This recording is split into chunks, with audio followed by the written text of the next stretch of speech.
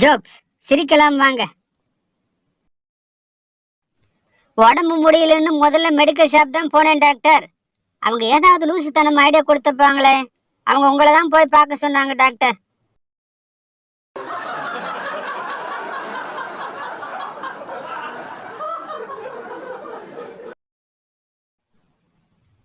எங்க தலைவர் முற்றும் துறந்தவர். என்ன நிஜமாவா? எப்படி சொல்ற? அவருக்கு வெக்கம், மானம், சூடு, சொர்ணம் எதுவுமே இல்லப்பா.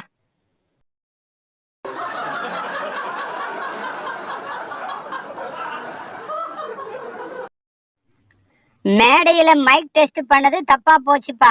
ஏன், என்னாச்சு? 1 2 3 சொன்னதும் எல்லாரும் ஓடிட்டாங்கப்பா.